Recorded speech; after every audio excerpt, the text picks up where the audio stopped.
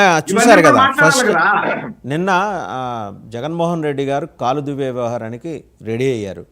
అంటే ఆ కేసులు ఈ కేసులు కాకుండా సరే ఎలక్షన్ కోడ్ ఉల్లంఘన కేసులో, అది కూడా ఎలక్షన్ కమిషన్ పెట్టిన కేసులో వాళ్ళు నన్ను అరెస్ట్ చేస్తే నేను సిద్ధమే, నేను కూడా అంటే ఆయనకు ఒక వెపన్ దొరికింది మిర్చి యార్డ్లో మిర్చి రైతుల దాని మీద. సరే ఆయన ఒత్తిడి చేయడం వల్ల మొత్తానికి ఏదో కాకతాళీయంగానో గవర్నమెంట్ ఆఫ్ ఇండియా కూడా ఇంటర్వ్యూన్ అయ్యి హామీ ఇచ్చింది 75% మేమే కొనుగోలు చేస్తామని. దాన్ని అడ్డం పెట్టుకొని ఆయన పెద్ద లాంగ్ ట్వీట్ చేశారు. దాంట్లో మెన్షన్ చేసుకుంటూ వచ్చారు. మిర్చి రైతుల కోసం వెళ్ళానని చెప్పేసి కలరింగ్ ఇచ్చుకున్నారు ముఖ్యమంత్రి గారు. కానీ వెళ్ళింది అక్కడ ముఖ్యమంత్రి, ఢిల్లీ ముఖ్యమంత్రి ప్రమాణ స్వీకారం కోసం అని చెప్పి సరే ఇక ఆయన మామూలుగా వాళ్ళ రెగ్యులర్ ఫ్లోలో వాళ్ళు రాసుకుంటూ వెళ్ళారు. బట్ ఒకటి ఏంటంటే స్ట్రైట్ అవే కూటమి సర్కారు మీద ప్రత్యేకించి అంటే పవన్ కళ్యాణ్ని టచ్ చేయకుండా బైపాస్ వదిలేసి ఓఆర్ఆర్ మీదుగా వచ్చి చంద్రబాబు గారిని టార్గెట్ చేస్తూ మాట్లాడారు. చూసారా అది? సార్ వాసుదేవన్ గారు ఆయన కాలు చూపారో లేకపోతే కళ్ళు తాగిన కోతులకు ఊగిపోతున్నారో నాకైతే అర్థం కావట్లేదు. ఎవరి మీద కాలు దూతారంటే ఎలక్షన్ కమిషన్ మీద, రాజ్యాంగ ప్రతిపత్తి కలిగినటువంటి సంస్థ ఎలక్షన్ కమిషన్ మీద కాలు దూతారా ఏంటి? ఇప్పుడు ఎలక్షన్ కమిషన్ కోడ్ నడుస్తుంది, దాని తగ్గట్టుగా ప్రవర్తించాలి. ఏ పార్టీ అయినా సరే ఎవరైనా సరే దాని తగ్గ ప్రవర్తించాలి. ఆ ప్రవర్తన నియమావళి ఉంటుంది, మోడల్ కోడ్ ఆఫ్ కాండక్ట్ ఉంటుంది. దాన్ని అతిక్రమించి ఎవరు ఏ కార్యక్రమం చేసినా రాజకీయ పార్టీలు వాళ్ళ మీద కేసులు నమోదవుతాయి. To face it. దానికి ఏదో చంద్రబాబు నాయుడునో లేకపోతే మోడీ గారినో లింకప్ చేయడం వల్ల ఉపయోగం ఏంటి? ఒకటి. రెండు, మిర్చి యార్డు రైతుల యొక్క సమస్యలు జగన్మోహన్ రెడ్డి గారికి ఇప్పుడే గుర్తుకొచ్చినాయని నేను అడుగుతున్నాను.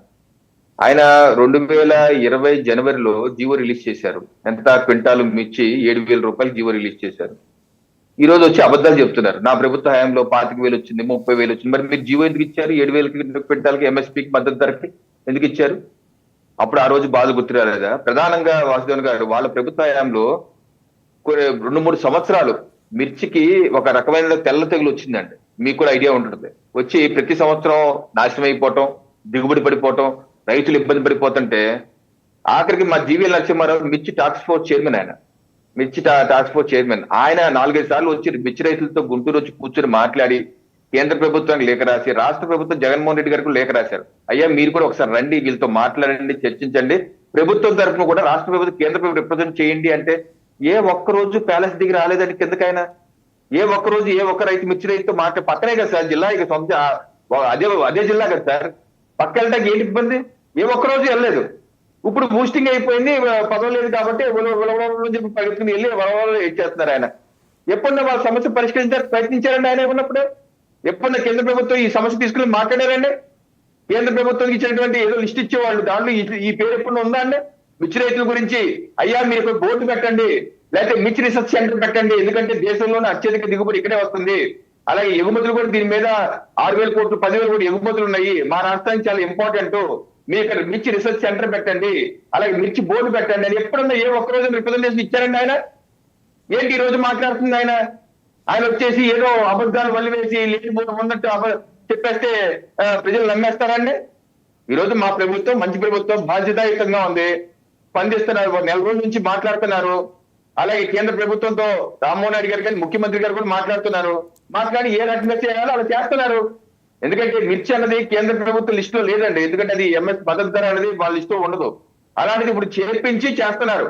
సో ఇటువంటి అన్ని దశాబ్దాలుగా వస్తున్న సమస్యలు, దాన్ని ముఖ్యమంత్రిగా 5 ఏళ్ల పాటు పట్టించుకునే వ్యక్తి ఈ రోజు రాజకీయాల కోసం చేసే కార్యక్రమం దౌర్భాగ్యం కాదండి? మీరు చెప్పండి, జగన్మోహన్ రెడ్డి గారు 5 ఏళ్ళు ఒక్కరోజు వెళ్తున్నారు మిర్చి రైతులతో కూర్చొని మీ సమస్యలు ఏంటి, ఏ రకంగా ప్రశ్నిస్తే బాగుంటుంది, మీరు ఇచ్చే సూచనలు ఏంటంటే కూర్చొని మాట్లాడే వాళ్ళతో మిర్చి రైతులతో. అంత పెద్ద ఇండస్ట్రీ, దేశంలోనే గర్వకారమైన ఇండస్ట్రీ ఇక్కడ ఉందే, వాళ్ళ ఎగుమతులకి కావాల్సిన సౌకర్యాలు మీరు ఎప్పుడైనా దృష్టి పెట్టారా? ఏమి చేయకుండా ఈ రోజు వచ్చేసి సౌదరంగా వచ్చి అబద్ధాలు వల్ల వచ్చి మంచి పద్ధతి కాదండి. మా ప్రభుత్వం పరిష్కరిస్తే ఈ 4.5 సంవత్సరాల్లో